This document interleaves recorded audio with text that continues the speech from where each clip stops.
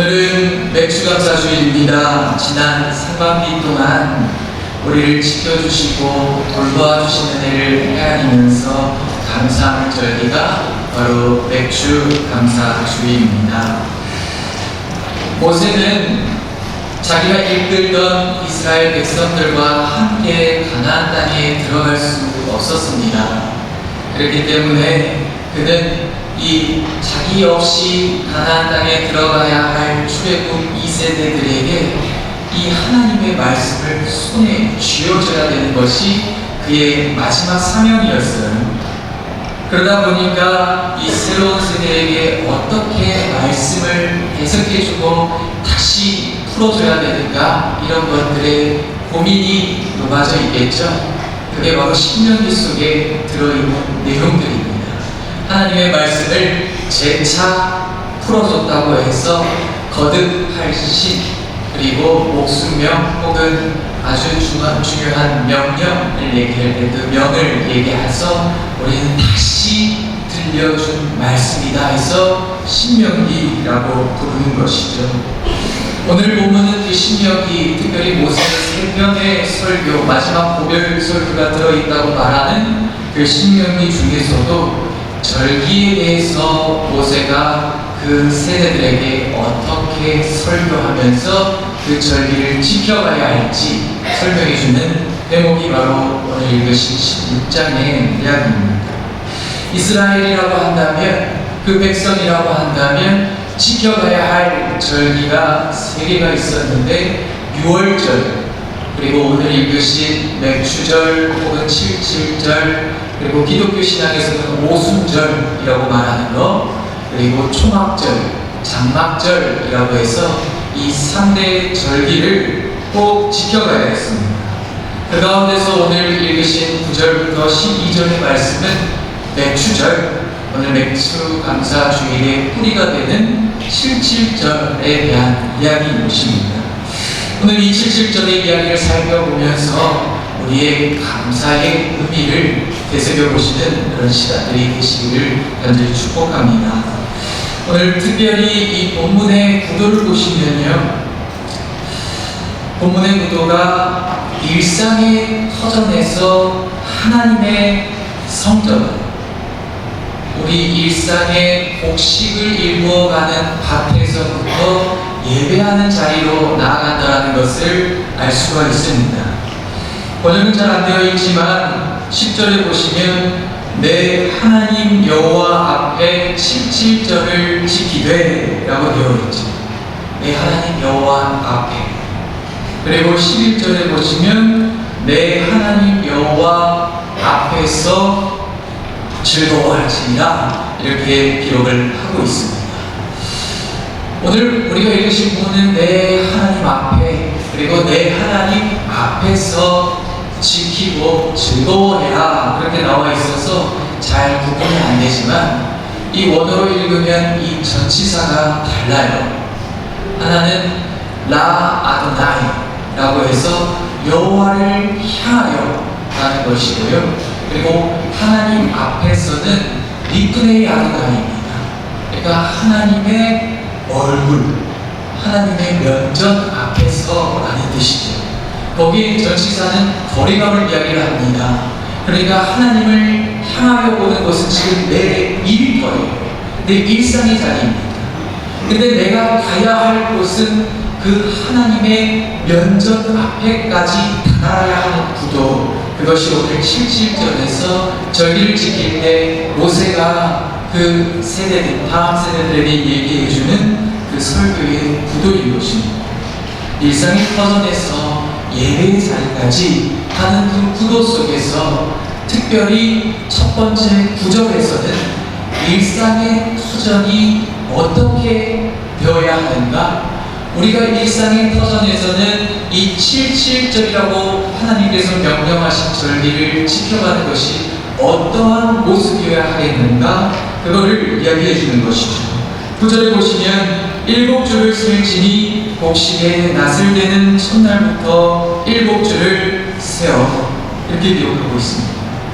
그래서 내 하나님 여호와 앞에 77절을 지켜라 라고 말하고 있는 것입니다. 새 세어서 지키라고 먼저 이야기를 해주고 있는데요. 쉽게 얘기하면 계산하라는 겁니다. 카운트를 하라는 겁니다. 이 77절은 말 그대로 7주, 안식일이 7번이 지난 후에 맞는 명절이 바로 77절입니다. 그래서 이게 50일이 경과하기 때문에 오순절이라고 부르기도 하는 것인데요. 7일이 7주가 지난 후에 지키는 명절이기 때문에 이 명절은 사실 단 하루에 지켜지는 명절입니다. 근데 오늘 본문을 보십시오. 세라고 얘기를 하잖아요. 너의 일상의 자리에서 한번 카운트를 해봐 라고 얘기를 하고 있는데, 이 카운트는 감사의 절기에 맞게 무엇을 카운트하는 겁니까? 내 밭에 거두어지는 소득을 카운트하는 것이죠. 그런가요? 아니에요. 오늘 본문을 잘 읽어보십시오. 오늘 계산하라고 하는 이 장면에서 계산은 이 내가 거두어드리는 수확물의 양을 계산하라고 하는 이야기가 아닙니다. 뭐라고 얘기합니까? 7주를 세라. 곡식의 낫을 처음 벨 때부터 7주간을 세라는 얘기는 소득을 계산하라는 것이 아니라 날짜를 계산하라는 거죠. 가나안 땅이라고 하는 이 땅은 이집트처럼 강이 범람하고 정기적으로 범람하는 그 양을 측정할 수 있는 강물로 이 바로미터로 재서 그 거에 맞게 곡식을 심고 거두어드리는 그런 시퀀스로 농사하고 수확물을 거두어드리는 그런 안정감 있는 곳이 아니었습니다. 가나안 땅은 물이 없어요. 그래서 어디에 물을 의존해야 되고, 농사에서 핵심인데 그리고 햇빛인데 어디에 의존해야 되느냐? 하늘에만 의존해야 됩니다. 그런 땅이 가나안 땅입니다. 그러니까 가나안 땅에 하나님께서 들여보낸다는 것은 하나님을 신뢰하는 훈련장으로 들여보낸다는 이야기도 되는 거예요. 그래서 그 가나안 땅에 원래 살고 있던 원주민들은 그 비의 신, 폭풍의 신, 누구를 섬기고 있었습니까? 바알을 섬기고 아세라를 섬기게 되는 것이죠. 그만큼 이 농사의 의존도가 하늘에 많이 이렇게 무게중심을 두고 있는 곳이 가나안 땅입니다. 근데 그 땅에서 지금 이 백성들이 이제 들어가게 되면 농사를 짓고 그 곡식의 낫을 처음 낸 날부터 7주간을 세워가면서 어떤 시간들을 보낼 거라고 생각을 하세요? 어떤 시간을 보내겠습니까? 단순히 한밤, 두밤, 세밤 자면 되는 겁니까? 저희 아이들이나 여러 아이들이 방학 날짜를 손꼽아 기다리잖아요. 몇 밤 자야 돼? 몇 밤 더 자야 돼?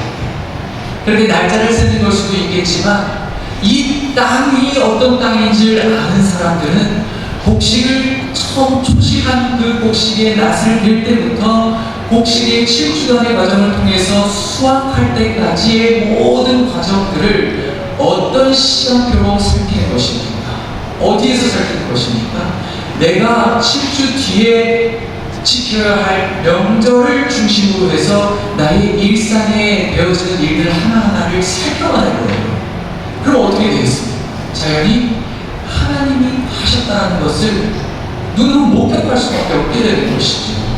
그러니까 이 7주간의 시간을 세하려 보라고 하는 그 모세의 요청 속에는 이 믿는 이들이 일상의 자리에서부터 이 하나님께서 일상에서 얼마나 깊게 개입하시면서 일을 펼쳐 가시는지 하는 그런 일들을 안목을 기르는 자리, 거룩한 문매를 기르는 시간들로 삼아가라라는 것이 첫 번째 요청인 것입니다.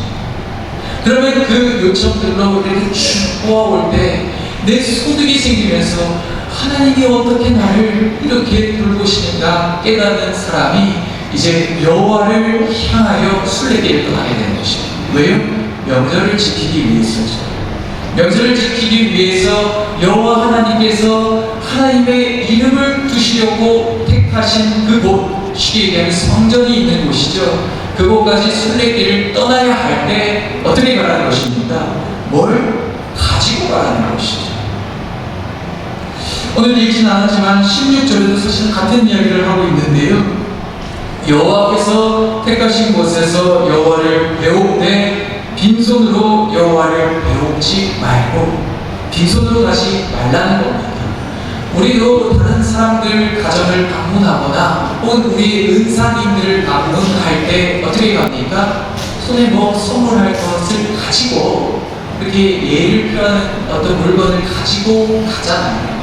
마찬가지로 하나님께서 그동안에 우리의 수학의 모든 일들에 개입하셔서 돌보셨다면 하나님의 면전 앞으로 나아갈 때 어떻게 가라고요? 하나님 뵐 때 빈손으로 뵙지 말라는 이야기가 바로 오늘 본문의 이야기인 것입니다. 그걸 다른 말로 하면 자원하는 예물을 드려라 라고 10절에 이야기를 하는 것이죠. 무엇을 들고 가냐? 바로 자원하는 예물입니다. 그냥 예물을 들고 가라 하면 우리의 마음이 조금 무거웠을 텐데, 그래도 자원하는 예물을 가지고 가라 하니까 주님, 저는 요만큼만 자원해요 하면서 우리 믿는 이들에게 한 발짝 그래도 물러서거나 빠져나갈 수 있는 출구를 허락해준 이 모세의 설교 얼마나 고맙습니까? 그렇죠? 모세가 지금 긴장을 누그러뜨리고 있는 말을 하고 있는 거예요. 근데 그 긴장을 누그러뜨리는 이유가 방금 앞서 말해드린 것처럼 우리의 긴장을 우리가 이 드려야 하는 그 긴장감에서 조금 마음이 풀어지도록 하기 위해서 그렇게 얘기하는 것이 아니라 그 목적이 무엇인가를 우리가 다시 말씀을 통해서 살펴야겠죠. 사실 레위기 23장에 가서 보시면 17절에 관련된 이 절기를 규정하는 그 규범이 다시 한번 나오거든요. 근데 그 레위기에서 얘기할 때는 상당히 엄격합니다. 제물이 어떠해야 되고 제물의 양은 어떠해야 되는지를 아주 엄격하게 정해주고 있어요. 제사를 드리는 사람에게 말이죠. 10분의 2 에바로 만든 떡 2개를 가져와서 드려야 합니다. 그리고 1년 된 흠없는 어린 양 7마리, 어린 수소 1마리, 순양 2마리를 드려야 한다. 순염소 하나로 속죄제를 드리고 어린 순양 2마리를 화목제물로 드릴 것이요. 쭉 해서 이 제물을 엄격하게, 그리고 그 제물의 양도 값으로 환산하면 상당하게끔 지금 명령하고 있는 것, 레위기의 제사법입니다.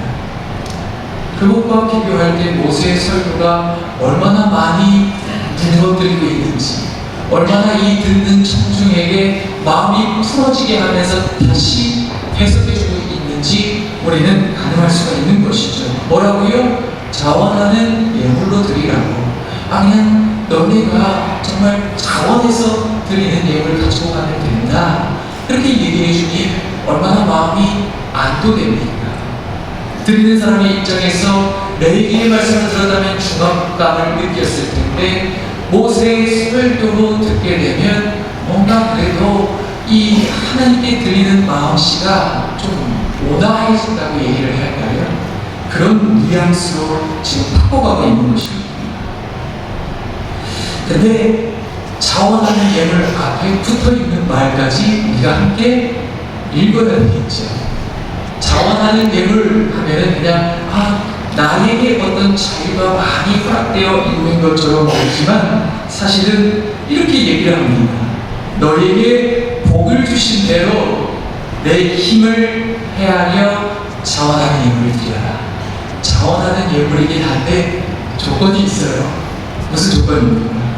너에게 하나님께서 복을 주신 대로 그거를 너 힘을 다해서, 여기에서 헤아리라고 하는 이 단어는 사실은 하나님께서 복을 주신 양만큼 동일하게 드리라는 얘기를 하고 있으니 레위기의 말과 별반 사실 다른 게 없는 말인데 그 뉘앙스만 설교하면서 바꿔가지고 이 다음 세대들에게 저희 이렇게 그렇게 지켜가십시오, 이렇게 지금 요청하고 있는 것을 보시죠. 저는 이것을 읽어가면서 이게 모세의 설교가의 면모이구나 라는 것을 이렇게 깨닫게 됐는데요. 그래서 저는 이 부분을 제 나름대로 정리할 때 어떻게 읽어가고자 하느냐, 하나님의 포트럭이다 라고 그렇게 읽어가려고 합니다. 포트락, 이 PPT 보여주시겠어요? 라고 하는 단어는 이 팟이라고 하는 맨비라고 하는 단어랑 럭이라고 하는 운, 우리 럭키, 운 좋다라고 얘기할 때 럭키라고 하잖아요. 럭이라고 하는 단어를 합쳐가지고 포트락이라고 하는 합성어가 생겼습니다. 이게 무슨 이야기이냐? 각자가 이 파티하는 장소에 먹을 음식들을 각자 준비를 내비에 해가는 거예요. 그래서 거기에 함께 모여서 자기가 준비해낸 음식들을 하나하나 뚜껑을 열고 나눠서 함께 먹으면서 행복한 시간들을 보내는 것이 포트락입니다. 근데 그 음식들은 우리가 어떤 메뉴인지 알 수 있어요, 없어요? 알 수 없죠. 각자 준비해오기 때문에 우리는 어떤 음식을 먹을지 알 수 없기 때문에 저기 럭이라고 하는 운, 알 수 없는 어떤 그런 것들을 새겨넣기 위해서 럭이라고 하는 단어를 붙여놓은 것입니다. 서로 각자 음식을 준비해서 함께 나누는 그 파티를 한번 생각해 보십시오. 내가 이제 그 파티장에 가기 전에 혹은 내가 잔치하는 그 만남 장소에 가기 전에 음식을 내 나름대로 준비할 때 제가 어떻게 준비할까요? 인색하게 준비할까요? 그렇지 않죠. 아, 이거 같이 해가지고 가서 먹으면 맛있을 거, 그리고 함께 먹으면서 즐거운 시간 보낼 거, 이런 것들을 생각하면서 음식 준비해서 싸가지고 가지 않겠습니까? 오늘 모세가 요청하고 있는 절기를 지켜가야 할 그 감사절기의 뉘앙스는, 그 색깔은 레위기에서 얘기했던 것처럼 엄중하게 하나님께 돌려드려야 하는 그런 장면으로 새겨가기보다는 포트락처럼 우리 함께 즐거운 시간 보낼 수 있도록 해주신 하나님의 은혜에 얼마나 감사하냐. 우리 감사하는 시간을 준비하는 마음으로 일상을 살고, 그리고 준비해서 올라가자 라고 하는 요청을 그렇게 하고 있는 것이죠. 그 다음에 11절에 보시면 이렇게 기록하고 있죠. 너와 내 자녀와 노비와 내 성중에 있는 레위인과 및 너희 중에 있는 객과 호와 바보와 함께 내 하나님께서 택하신 곳에서 함께 즐거워할지니라. 세 번째는 즐거워하라고 이야기를 하고 있습니다.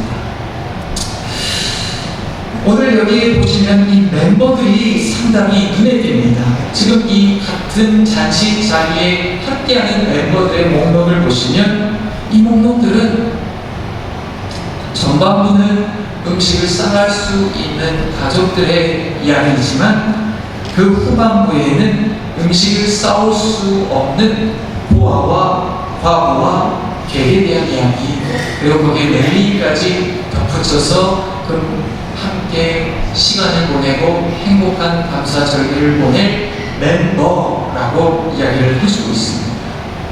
그들과 함께, 그러니까 음식을 싸우지 못하는 사람들과 이 함께 하나님 앞에서 즐거워하는 것, 그래서 그 함께 나누면서 감사가 더욱더 풍성해지는 것, 하나님께 드렸더니 이 드림을 통해서 서로 나눔이 이루어지는 그 자리를 경험하는 것, 그것이 바로 감사절기, 맥주절을 지키는 의미라고 오늘 선생님이 얘기해 주는 것이죠. 그리고 마지막으로 중요한 대목이 무엇인가, 바로 12절인데요. 너는 애굽에서 종되었던 것을 기억하고 이 규례를 지켜 행할지니라. 무슨 이야기입니까? 이스라엘 백성들의 과거의 모습이 어떤 모습이었어요? 종이었다는 것이죠.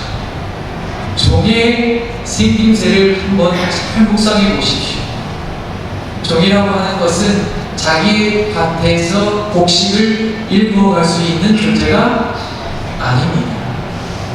밭에서 일은 열심히 해도 그 밭의 모든 소출은 자기 것으로 손으로 기결되는 것이 아니라 그 모든 것은 자기를 부리고 있는 주인에게 해당하는 것이고, 자기는 노예로 살아갔던 지난날의 이야기가 이집트에서의 이스라엘에서의 과거의 이야기입니다. 그거를 기억하는 것이 결국에는 하나님께 세서 드리고 그리고 함께 지켜가고 즐거워하는 그 이야기에 아주 중요한 기조가 되고 기초가 되는 것이 무엇이냐, 바로 너희가 예전 모습 종되었던 거 그거 기억해라, 그 이야기를 하는 것입니다. 종되었다는 것을 기억하라는 것은 지금 과거와 나의 모습이 단절되었다라고 하는 이야기이기도 합니다. 어떤 단절을 이루었습니까? 과거에는 내가 종이었지만 지금은 종이에요, 아니에요? 종이 아니라는 소리를 하고 있는 거죠. 우리가 굳이 그거를 기록했다고 기록하지 않았다고 모르지 않잖아요. 과거에 종되었던 것을 기억하는 이 맥락 속에는 지금은 종이 아니라는 것이 암시되어 있습니다. 그 얘기는 무엇이냐? 내가 종이었을 때랑 지금 종이 아닐 때의 이 간극을 메우는 자리에는 하나님의 구출, 하나님의 구원하심이 있기 때문에 지금 내가 이집트의 종된 현장에서 자유인의, 심지어 소득을 거둘 수 있는 존재로 바뀌어 있다는 것을 암시하고 있는 것입니다. 이게 무엇입니까? 하나님의 구원하심을 기억하는 이야기가 종됨을 기억하는 것과 같은 말이기도 하는 겁니다. 여러분, 구원받으면 어떤 변화가 생깁니까? 구원받으면 하나님께서 말씀하신 이 말씀이 진짜라는 것이 깨달아지고 나를 구원하신 분이 하나님이시라고 한다면 우리는 하나님의 말을 더 이상 쉽게 흘려듣지 않아요. 우리가 52주를 들을 때 몇 번 흘려들으세요? 한번 손으로만 손으로 꺼보세요. 제가 52번 다 잘 이렇게 들은 게 아니라 가끔은 기억 안 나기도 하고 하나님의 말씀을 그렇게 무게 있게 듣지 않았어요. 왜 그렇습니까? 하나님의 구원 경험이 많이 옅어졌기 때문에 그래요. 하나님이 우리를 구출해 주셨다고, 종에서 우리를 꺼내 주셨다고 생각해 보십시오. 그분의 말을 경청할 수밖에 없습니다. 하나님의 말씀을 크게 듣지 않게 된다는 것은 이 77절의 절기에서 얘기하듯이 드디어 내 귀가, 막혀있던 귀가 뚫리게 된 사건이라는 거예요. 얼마나 의미입니까? 저희가 성령 강림절 때 77절 이야기를 하면서 이 6월절 뒤에 50일이 지났을 때에 이스라엘 백성이 어디에 당도했습니까? 시내산에 당도했잖아요. 시내산에 당도했다는 것은 이 오순절 그리고 이 77절 맥주절의 절기에는 하나님의 말씀이 시내산에서부터 강림한 사건이라고 보는 것이 말씀받은 날이에요. 그러니까 내 귀가 좀 뚫렸다는 것은 내 말씀이 이제 내 안으로 들어오기 시작했다는 것이고 들리는 은혜를 경험하게 되는 것이 이 77절의 절기랑 매일 같이 하는 것입니다. 이 가운데서 모세의 이 설교가 오늘 우리에게도 들려져야 되겠어요? 들려지지 말아야겠어요? 들려져야 되는 것이죠. 왜 이 77절의 이야기를 하고 있는 것입니다. 모세의 이 뉘앙스에서 저는 같은 말을 바꾸어 말하면 이 이야기라고 생각합니다. 바로 순종이 제사보다 낫다. 여러분, 시편에서 우상의 생김새를 논하는 장면에서 뭐라고 얘기하냐면 눈이 있어도 보지 못하고 귀가 있어도 듣지 못하고 입이 있어도 말하지 못하는 것이 우상이다 라고 얘기합니다. 왜요? 사람의 손으로 만들었기 때문에. 근데 우리가 누구를 섬기느냐에 따라서 그 섬김의 주인을 우리도 닮게 되어 있다는 것을 꼭 기억하십시오.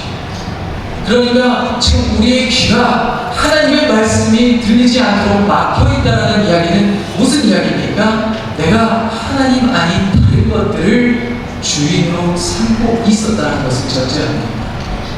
귀로 듣지 못하고 눈이 분명히 있는데 보지 못하는 거예요.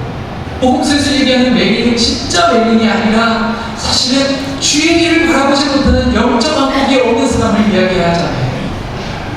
그러니까 우리 눈이 있어도 보지 못하고 귀가 있어도 듣지 못하고 입이 있어도 바른 말 하기보단 자꾸 꼬인 말 하고 쓸데없는 말을 나도 모르는 새 하고 있었다는 것은 무슨 의미입니까?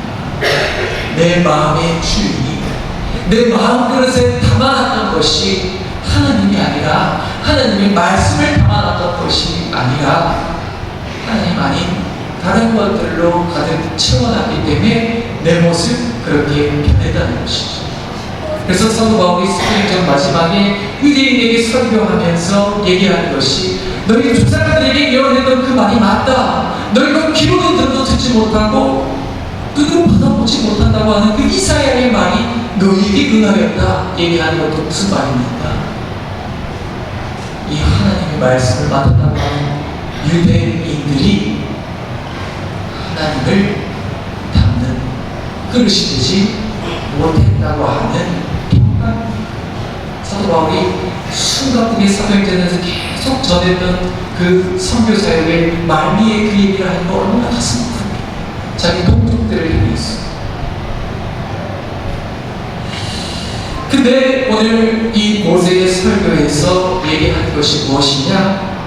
하나님의 말씀이 들려져야 하는 사건이 바로 17절의 절기를 지키는 사건이라고 얘기를 하잖아요. 그렇죠? 구원받으면 하나님의 말씀이 들리게 되고 그 하나님의 말씀을 듣게 되면 내 마음그릇에 하나님의 말씀이 잘 담기게 되고 내 마음그릇에 하나님의 말씀이 담겨있기 때문에 내 모습이 어떻게 바뀌는 거예요? 볼 수 있는 눈으로, 들을 수 있는 귀로, 올바른 말을 전할 수 있는, 복음을 전할 수 있는 입으로 내 생김새가 주인 닮아 바뀔 수 있게 되는 것입니다. 그 가운데서 지금 모세가 하는 얘기는 순종이 중요하다. 이게 무슨 이야기입니까? 감사의 절기를 우리가 매달 새길 때 보면 하나님께 드리는 거를 아까워하지 마라, 인색하게 하지 마라. 하나님이 뭐 저기 부족해서 그렇게 드리라고 했냐 여기까지만 얘기하고 말을 맺기 때문에 우리가 자꾸 하나님을 오해할 때가 많아요. 왜요?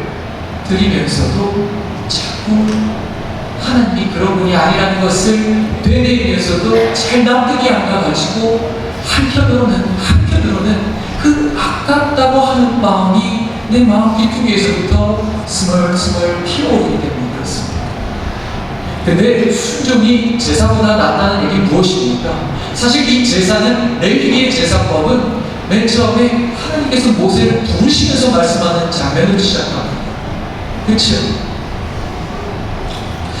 회막으로 부르시면서 모세에게 일러주는 것이 레위기 법전이라고 한다면 그 제사는 누가 만드신 거예요?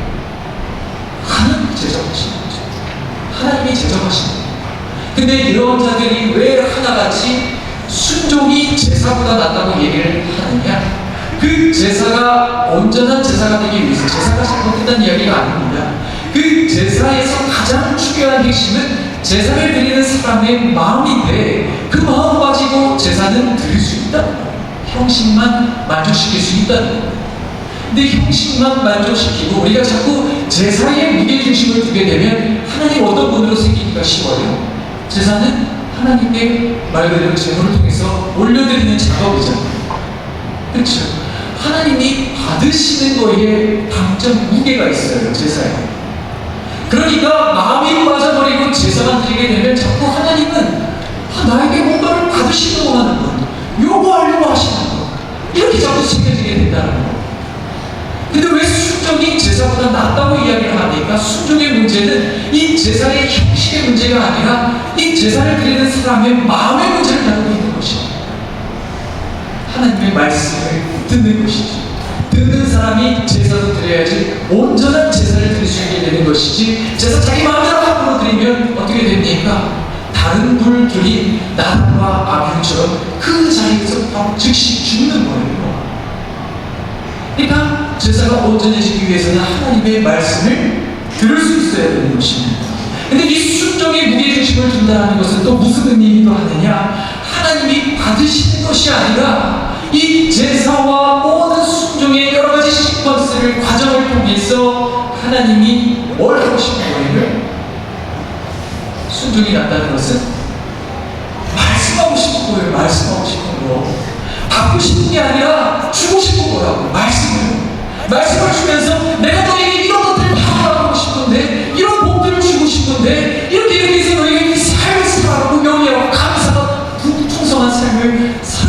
그걸 내가 허락하고 싶다는 얘기를 계속해서 하나님께서 하려고 애쓰는 그 모양새를 순종해서는 읽어가야 되는 것입니다. 그래서 이 멤버들이 얘기하는 바가 무엇입니까? 바로 하나님의 마음은 그런 마음이었다는 겁니다. 움직일 수 없지 못하는 고아들, 과부들, 이방인들, 지금처럼 경계를 넘어서 여행자들이 아니잖아요. 당신은 경계를 넘으면 보호받지 못하는 사람들이었어요. 죽는 사람들. 직업을 어떻게 얻습니까? 지금도 외국인이 그 다른 타지에서 직업 얻기가 어려운데 어디에 얻겠습니까? 그러니까 이 사람들이 가장 빈민층이에요. 이 사람들에게 지금 하나님께 드려지는 것이 왜 이 사람들에게 나음이 되고 있느냐? 하나님을 순종하고 하나님의 말씀을 듣는 사람들을 통해서 드리는 사람뿐만이 아니라 모두가 감사를 누리기를 원하셨던 것이, 그걸 주고 싶었던 것이 하나님의 마음씨였다는 것입니다. 이게 바로 결국에는 이 하나님에 대한 신앙의 모양새가 우리의 주변을 타고가는 장면이잖아요.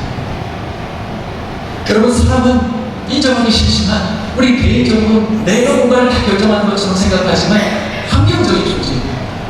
맹모삼천지교도 그 아들의 자리를 어디로 옮기느냐에 대해서 아들의 색깔이 바뀌었다는 것처럼 우리는 사실 식물처럼, 예레미야도 이 사람을 나무에 비유하잖아요. 묘목에 비유하잖아요. 우리는 식물처럼 환경에 상당히 많은 영향을 받는 존재들입니다. 이시아가 요시로라고 하는 20세기 초에 사람이 있습니다. 그 사람은 국가 정보원을 지어낸 정도로 아주 그렇게 쓰임받은 사람인데, 나중에는 감옥에 갇혀서 그렇게 인생을 살다가 마친 사람인데, 이 사람이 지은 시가 울고 싶은 놈이라는 시가 있어요. 울고 싶은 놈. 우리 가슴에는 다 울고 싶은 놈을 담고 있다는 거예요. 근데 정작 이 땅에서 살아가는 모양새를 보면 울고 싶은 놈은 울지 않는데 내가 대신 울고 있고, 울고 싶은 놈은 부르지 않는데 내가 마음바닥을 괴로워서 떼굴떼굴 부르고 있고, 이런 모습이라는 거예요. 무슨 이야기입니까? 20세기 초의 사람들은 자기가 원하든 원치 않든 그 제국주의와 팽창에 의해서 전쟁의 가해자로 살아가야 했고 전쟁의 피해자로 살아갈 수밖에 없습니다. 자기가 원하든 원치 않든 그 환경이 그랬다는 거예요. 그 환경이, 그 거대한 환경이 한 개인의 자유를 그렇게 규정해버린다는 얘기를 그 시에서는 하고 싶었던 것입니다. 마찬가지죠. 오늘의 시대는 어떻습니까? 오늘은 어떤 거대한 울고 싶은 놈이 우리의 모습을 규정하고 있습니다. 오늘 사람들, 오늘날의 현대인들을 붙들고 놓지 않는 가장 큰 것 중에 하나는 바로 마몬입니다.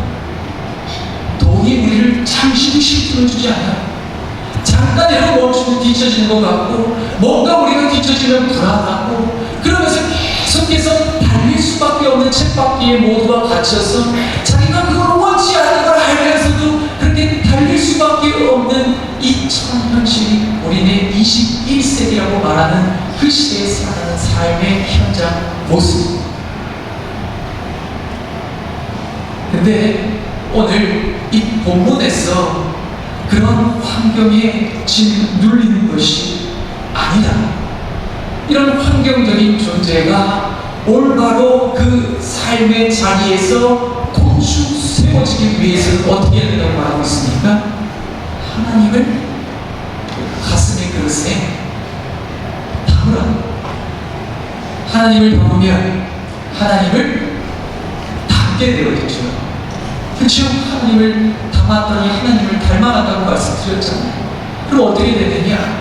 내가 만본을 담으면 만본의 특징이 뭡니까? 계산적이고 냉정하고 주의를 찾게 됩니다. 그렇게 하게 되면 우리가 살아가고 있는 환경이 어떻게 되느냐? 나를 규정짓는 환경이 내가 그렇게 만들어버리고 그렇게 삶을 살아가다 보면 다시 내 환경을 어떻게 더 조성해버리는 거예요? 더 냉랭하게, 더 차갑게, 더 살기 어렵게. 그러면 지금 여기 초대되어져 있던 멤버들, 객과 고아와 과부는 함께 이 자리에 없는 사회가 되고, 그렇죠?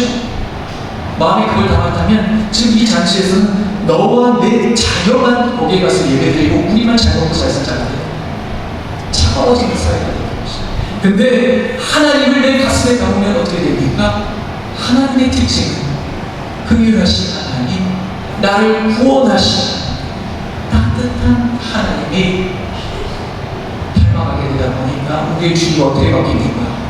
고아와 못 먹는 사람들이 초대되면서 함께 먹고 따뜻한 공기가 되는 거예요. 쉽게 얘기하면 좋은 공기 마셔야죠. 또 우리의 사회를 규정짓는 것도 우리였고, 우리의 사회를 규정짓는 것의 핵심은 내 마음에 뭐를 담고 있느냐에 따라서 규정지어진다는 거. 그래서 오늘 본문을 뭐라고 제가 제안하냐, 신앙의 분위기는 감사에서 시작됩니다 라고 얘기를 할 때 이 이야기가 무엇이냐, 이 절기를 지켜가는 가운데서 하나님을 내 마음에 담고 하나님의 말씀을 내 마음그릇에 담게 되면 우리가 하나님을 닮아가면서 이 주위를 어떻게 만든다고요? 이 주위의 환경을 따뜻한 환경으로 만들게 됩니다. 그 공기를 누가 다시 먹어요? 내가 먹잖아요. 내가 먹으면서 이 거룩한 땅으로 만들어가고, 여기 살기 좋은 땅으로 만들어가고, 여기를 하나님이 원하시는 천국으로 만들어간다는 거예요. 그래서 감사는 신앙인들의 분위기라는, 무드라는 거예요. 신앙인들과 그렇지 않은 사람들의 구별점을 잘 한번 살펴보십시오. 신앙 있는 사람들은 감사합니다, 진짜. 이게 정말 감사가 기준이 될 수 있겠구나 싶을 정도로 감사합니다. 그리고 그 감사하는 사람들은 결국에 하나님의 드림으로 서로 나누는 자리에, 현장에 쓰임받게 되는 것이죠. 근데 그 마음에 담겨 있는 것이 만약에 만몬이거나 하나님 아닌 다른 것이라고 하면 상당히 냉랭하고 차갑습니다. 그것이 결국에는 우리를 더 힘들게 만들고 우리를 멈추지 못하고 뛰게 만드는 그런 어떤 악순환이 펼쳐지는 것입니다. 오늘 이 본문의 이야기를 통해서 우리가 꼭 기억할 한 가지가 있다면 그건 무엇입니까? 감사는 주변을 살린다는 것. 그리고 그 감사로 살려진 주변이 결국에 누구를 살린다는 것? 우리를 살린다는 것. 그거를 꼭 기억하셔서 이 감사절에 정말 하나님께서 허락하신 것들을 헤아려 보면서 주님 안에서, 주님의 얼굴 앞에서 온전히 감사하고 살아가는, 우리의 일상의 자리도 감사로 들림받는 자리로 삼아가는 우리 모두가 되시기를 주님의 이름으로 간절히 축복합니다. 기도하시겠습니다. 은혜와 사랑이 많으신 주님, 이 감사의